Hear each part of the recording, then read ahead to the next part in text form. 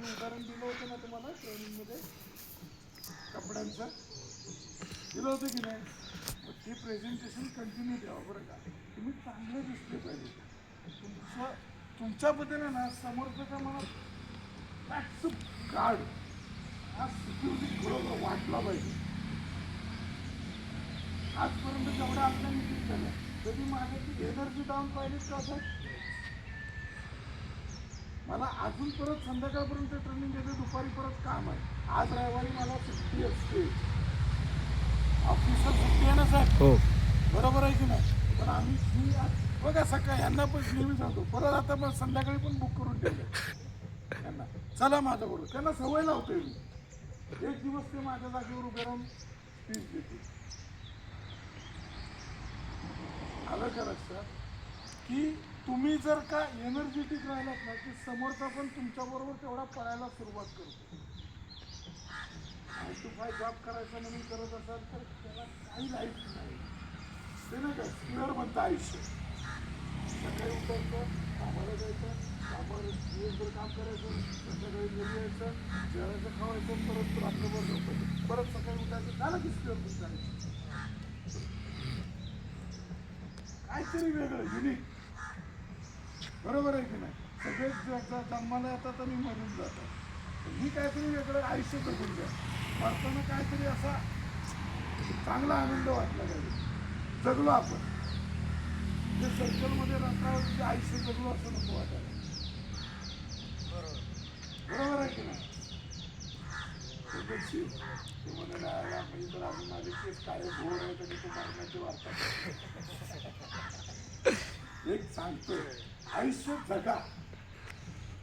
आयुष्य ही जगण्याची गोष्ट आहे. समजलं. प्रत्येक दिवस हा शेवटचा समजून जगा आणि आनंदानं जगा. पण तो जगताना मी मस्तपैकी माझं मनासारखं समाधानानंच जगलो पाहिजे. कळलं. तुमची ओळख निर्माण करा. आम्हाला कोण ओळखत होतो. बरोबर ना. आज जम्मू पासून सगळी लोक आपल्याला ओळखतात. सगळी मी शाखा देश नाही, पण आज जम्मूतली पण लोक आपल्याला ओळखतात, युपी बिहारची ओळखतात, कर्नाटकची ओळखतात, आहे ना, MP ची ओळखतात, महाराष्ट्राची ओळखतात. कामाच्या संदर्भात का असं नाही ओळख होते ना, निर्माण केली ना आपण. कशामुळं तर आपण एक काहीतरी युनिक ID बनवली आपली. ऐकू नाही सांगा. तर स्वतःसाठी जगा, छान चांगलं राहा आणि वेल डिसिप्लिन जगा.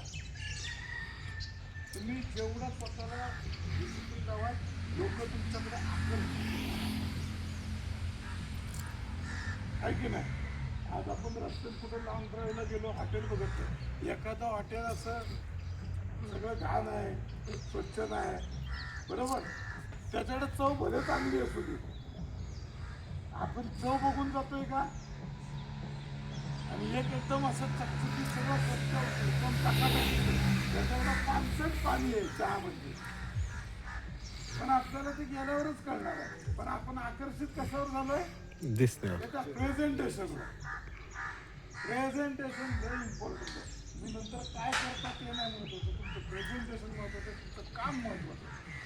तुम्ही काम किती चांगलं करता. बरोबर ना. आता झालं प्रेझेंटेशनची गोष्ट कळली. आता ते प्रेझेंटेशन देतोय पण त्याच्याकडे चव चांगली नाही, तर त्याचं मार्केटिंग होणार आहे का. चंदनशिव लगेच सांगणार आहेत काय कोणाला, हो तो आपण तिकडे जातो ना, त्या तिकडे जाताना ते हॉटेल दिसतं खास नाही बरं का, फालतोय ते तुम्ही जाऊ नका. मग आता प्रेझेंटेशन बरोबर काय आलं, क्वालिटी. बरोबर. आता आपण 3 हॉटेल आहेत, त्यांच्याकडं हे आहे क्वालिटी आहे पण प्रेझेंटेशन चांगलं नाही, हॉटेल स्वच्छ नाही. त्यांचं हॉटेल टकाटक आहे पण चव नाही. त्यांच्याकडे चव पण आहे आणि प्रेझेंटेशन पण चांगलं आहे. गिरायचं कोणाकडे फिरून येणार. बरोबर ना. आहे की नाही सांगा. मग तसं तुमचं डिसिप्लिन पण चांगलं आहे आणि तुमचं काम पण चांगलं आहे. तुम्हाला रिस्पेक्ट ऑटोमॅटिक मिळणार. शब्द आपला मिळणार. आपली लोक तुमच्याबद्दल चांगलं बोलणार, रिस्पेक्ट देणार. मग भले मोरे साहेबांनी किती जरी सांगितलं मी साहेब मी गायकवाडांना कमी करतोय तरी ते सांगणार द्या का करताय, मला एक्सप्लेनेशन द्या. ऐक ना सांगा ते काय म्हणणार, मला एक्सप्लेनेशन द्या काय. आणि गायकवाड साहेबांच्या 2-4 चुका पण ते पोटात घालणार का नाही, तो करतोय धडपडतोय, तो करतोय धडपडतोय. आज कालचाच विषय सांगतो तुम्हाला. आपल्याकडे एक हॉस्पिटल आहे आपल्या अंदर, त्या हॉस्पिटलच्या याच्यावर श्रीकांत साहेबांना काल ते सांगितलं काय म्हणतो मी पहिला लय निघित होतो पण ह्या माणसाची माझं जे बोल करून पण मोरे साहेब आय थिंक तुम्ही होतात का त्या या माणसाची मेहनत बघून म्हणतो मला याची धडपड बघून वाईट वाटतं, मी याला म्हणतो मी चान्स दिले. त्यानं माझी तडपड ओळखली ना, नाही साहेब मी करणार, करून दे करून दे. तो त्याला कॉन्फिडन्स होता की हा माणूस मागं हटत नाही, अचीव केला आपण. कळलं का, तुमची तडपड कळते हो. बरोबर. आझा साहेबांनी त्यांना एक गोष्ट सांगितली होती आपल्या ह्याची, त्यांनी किती माझ्या ऑफिसची त्यांनी किती माझा फॉलोअप घेतला, मला तडपड कळली. म्हणजे मी त्या दिवशी श्रीकांत साहेबांना फोन करून काहीतरी त्याला देऊन ठेवूया. कळते ना माणसाची ओढ कळते, तडपड आणि ते माणसाने लक्षात बसतो आपल्या, अरे नाही हा माणूस कामाचा पाहिजे. प्रेझेंटेशन तिकडं कंटेन्सिव्ह काय करतायत आणि मोरे साहेब काय बोलतायत, बरोबर ना. वेळ लागेल पण होऊन द्या, ऍक्टिव्हनेसपणा वाढला पाहिजे त्याला, बरोबर की नाही. समजलं. सुट्ट्या टाकताना व्यवस्थित टाका.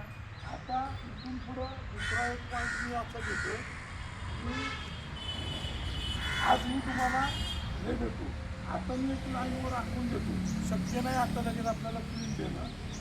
प्रिंट द्यायला आता शक्य होईल का, प्रिंट नाही. मी एका लाईन मारून दाखवतो तुम्हाला.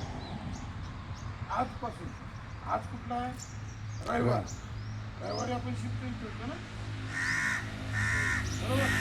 रविवार ते पुढचा शनिवार, बघा रविवार ते पुढचा शनिवार, या 7 दिवसाचं शिफ्ट शेड्यूल फिक्स करायचं. पण ते हळूहळू महिन्यावर मिळणार, महिन्याची सवय लागू दे. 6 दिवसाचं शिफ्ट शेड्यूल टाकायचं. त्याच्यात ॲक्च्युअलमध्ये कोण सुट्टीवर आहे काय आहे ते सगळं टाकायचं. शेड्यूल 2 असतं का, तुम्ही माझ्या सांगण्याप्रमाणे साहेब माझ्याकडे 19 वर्षाचा अनुभव आहे. तुम्ही माझ्या सांगण्याप्रमाणे करला तर तुमचा पॉईंट खूप स्मूथ चालेल, खूप स्मूथ. ना तुमची माणसं बदली होणार, ना तुम्हाला कोण बोंबलणार, ना तुम्हाला कोण ॲक्शन देणार, ना तुम्हाला कसला डोकं देणार. फक्त मी सांगेन तेवढं तुम्ही ऐकत जा. म्हणजे अतिशयोक्ती सांगत नाही, पण मी बरेच पॉईंट असे सेट केलेले आहेत. बरोबर ना साहेब. बरोबर. आज त्याचं किती आता तुम्ही मगाशी सांगितलं ना अनुभव त्याचे, कळलं का. तर पहिला एक असतो मंथली शिफ्टचा, त्याच्यात फिक्स असतात शिफ्ट, बरोबर. तो मंथलीला आपण नंतर जाऊ, आपण एक स्टेप चढत जाऊ, कळलं का. बोर झालात का सगळं, आहे ना. बोर झालं 5 मिनिटाचा ब्रेक घेऊ नका. हा जरा म्हणूनच म्हटलंय थोडंसं 1-2 मिनिटात.